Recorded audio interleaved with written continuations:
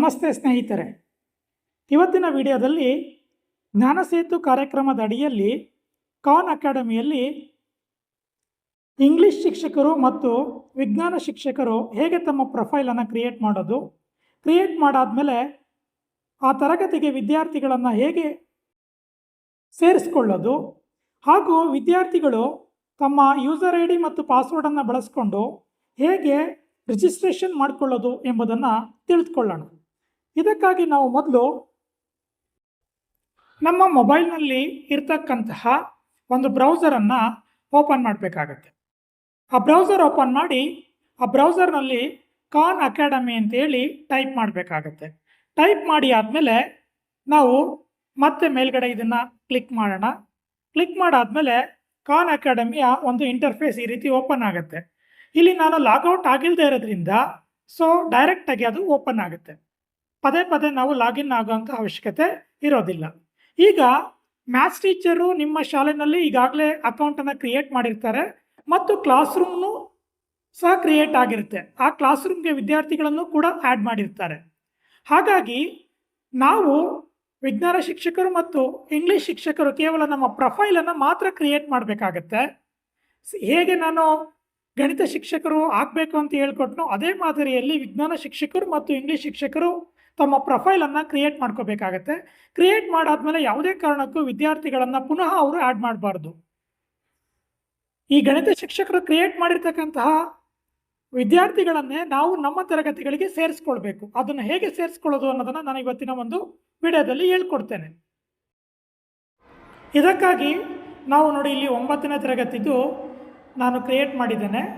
ಇದರಲ್ಲಿ ಇನ್ನೂ ಮಕ್ಕಳನ್ನು ಆ್ಯಡ್ ಮಾಡಬೇಕು. ಅಂದರೆ ಡೈರೆಕ್ಟಾಗಿ ಆ್ಯಡ್ ಮಾಡೋ ಹಾಗಿಲ್ಲ. ನಾನು 3 ಮಕ್ಕಳನ್ನು ಆ್ಯಡ್ ಮಾಡಿದ್ದೀನಿ. ಅದು ಹೇಗೆ ಅಂತ ಈಗ ಹೇಳ್ಕೊಡ್ತೀನಿ. ಉಳಿದ ಮಕ್ಕಳು ಹೇಗೆ ನನ್ನ ತರಗತಿಗೆ ಬರ್ತಾರೆ ಅನ್ನೋದನ್ನು ಈ ಒಂದನೇ ವಿಡಿಯೋದಲ್ಲಿ ತೋರಿಸ್ಕೊಡ್ತೀನಿ.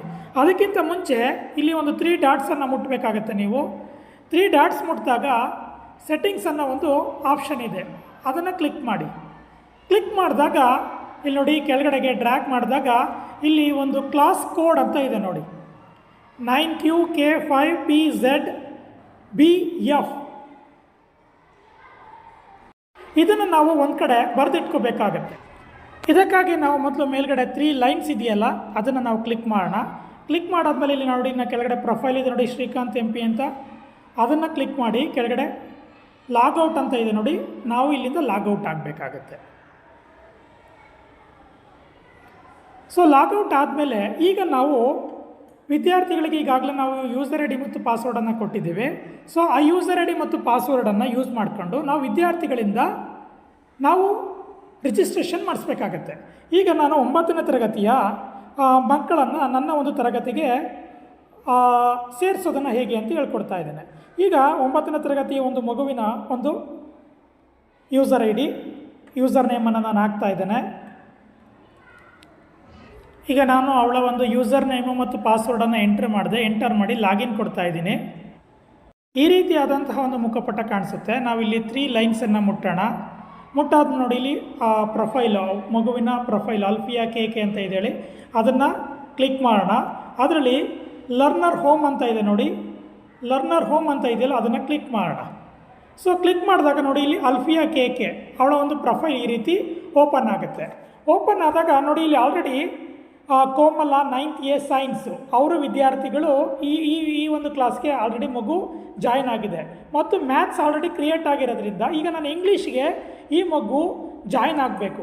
ಅದಕ್ಕಾಗಿ ನಾವು ಇಲ್ಲಿ ಕೆಳಗಡೆ ಇಲ್ಲಿ ನೋಡಿ ಟೀಚರ್ ಅಂತ ಇದೆಯಲ್ಲ ನೋಡಿ, ಇಲ್ಲಿ ಈ ಟೀಚರ್ ಅನ್ನೋ ಇದೆಯಲ್ಲ ಇದನ್ನು ನಾವು ಕ್ಲಿಕ್ ಮಾಡಬೇಕಾಗತ್ತೆ. ಕ್ಲಿಕ್ ಮಾಡಿದಾಗ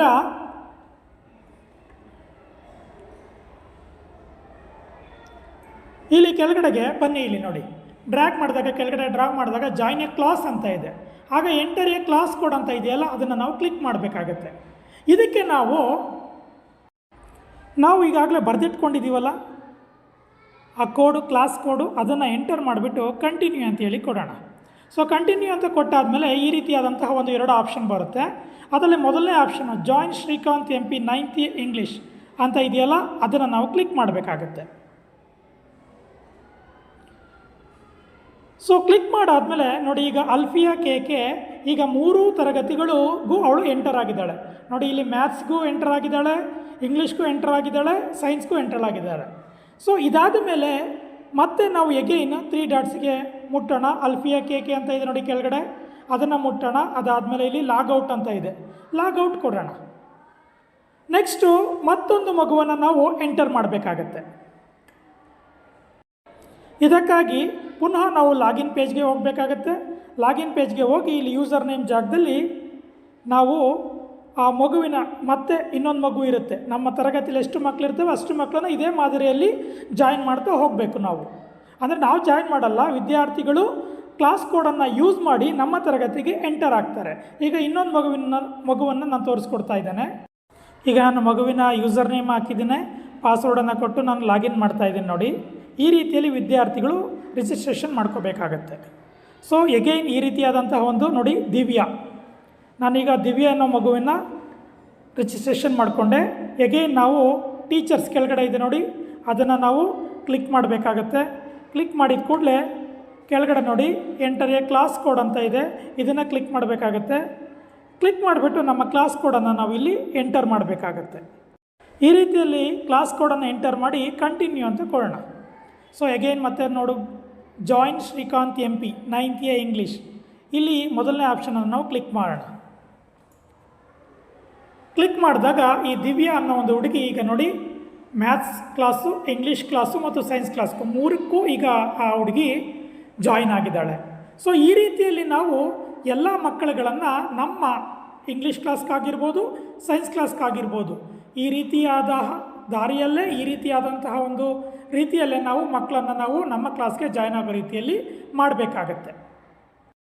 ನಂತರ ನಾವು ಪುನಃ ನಮ್ಮ ಒಂದು ಟೀಚರ್ ಪ್ರೊಫೈಲನ್ನು ಯೂಸ್ ಮಾಡಿಕೊಂಡು ನಾವು ಲಾಗಿನ್ ಆಗಬೇಕು.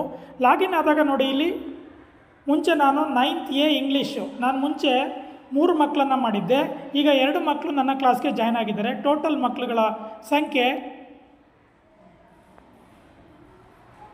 ಇಲ್ಲಿ ನೋಡಿ 5 ಮಕ್ಕಳಾಗಿದ್ದಾರೆ. ಈ ಮುಂಚೆ 3 ಮಕ್ಕಳಿದ್ರು.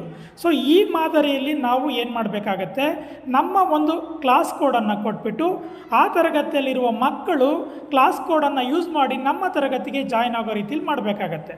ಸೊ ಅಷ್ಟು ಮಕ್ಕಳು ಜಾಯ್ನ್ ಆದಾಗ ನಮ್ಮ ಒಂದು ಪ್ರೊಫೈಲ್ನಲ್ಲಿ ಈ ಮ್ಯಾಥ್ಸ್ ಟೀಚರ್ ಕ್ರಿಯೇಟ್ ಮಾಡಿದ್ರಲ್ಲ, ಆವಾಗ ಎಷ್ಟು ಮಕ್ಕಳಿದ್ರು ಅಷ್ಟು ಮಕ್ಕಳು ನಮ್ಮ ತರಗತಿಗೆ ಬರ್ತಾರೆ. ಸೊ ಇದಾದ ನಂತರ ಮುಂದೆ ಏನು ಮಾಡಬೇಕು ಅನ್ನೋದನ್ನು ನಾನು ಮುಂದಿನ ವಿಡಿಯೋದಲ್ಲಿ ತಿಳಿಸ್ಕೊಡ್ತೇನೆ. ಸೊ ವಿಡಿಯೋವನ್ನು ವೀಕ್ಷಿಸೋದಕ್ಕೆ ಎಲ್ಲರಿಗೂ ಧನ್ಯವಾದಗಳು.